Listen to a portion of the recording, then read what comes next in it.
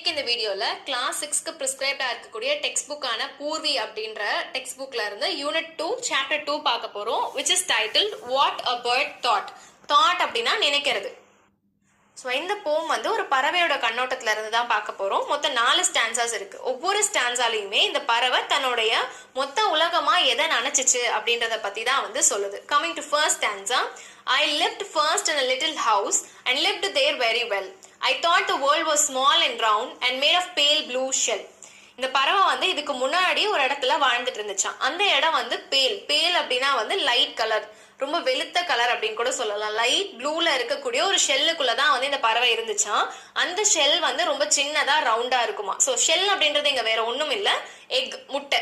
இந்த ஷெல்குள்ள இருந்திருக்கு. இதுதான் இதோடைய ஃபர்ஸ்ட் வீடாம்.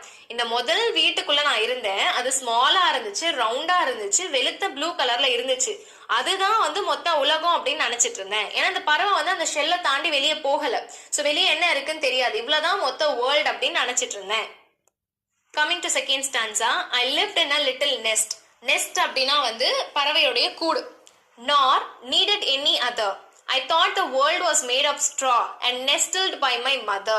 ஸோ ரெண்டாவது வந்து இந்த உலகம் வந்து வைக்கோலால செய்யப்பட்டது அப்படின்னு நினைச்சுக்கிச்சான். ஸோ தன்னுடைய முதல் வீடா வந்து அந்த எக்கை நினைச்சிருக்கு, ரெண்டாவது வீடா நெஸ்ட்டை நினைச்சிருக்கு.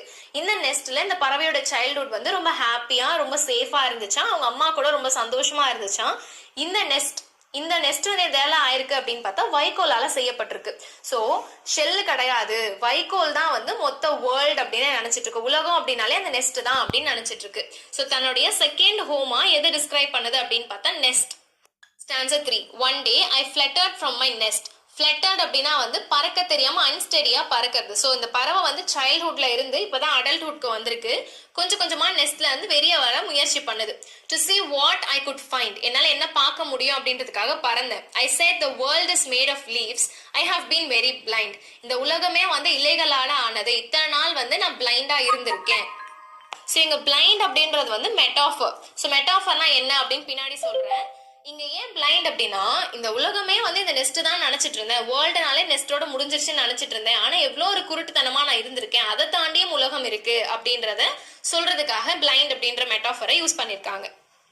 ஸோ ஒரு நாள் இந்த பேபி பேர்ட் வந்து என்ன பண்ணுதுன்னா, தன்னோட நெஸ்ட்டை தாண்டி ட்ரீ பிரான்ச்சை நோக்கி பறக்க ஆரம்பிக்குது. என்ன தெரியுது அப்படின்னு பார்த்தா, அந்த இடத்துல வந்து நிறைய லீவ்ஸ் இருக்கு, மரம் ஃபுல்லா வந்து இலைகளா இருக்கு. ஸோ இதெல்லாம் பார்த்துட்டு நான் என்ன இவ்வளோ குருட்டுத்தனமா இருந்திருக்கேன், இந்த உலகமே நெஸ்ட் தான் நினைச்சிட்டு இருந்தேனே, நான் வாழ்ந்துட்டு இருக்கக்கூடிய இந்த நெஸ்ட் தான் மொத்த வேர்ல்டு நினைச்சிட்டு இருந்தேன். ஆனா நான் வந்து ரொம்ப அன்அவேரா இருந்திருக்கேன்.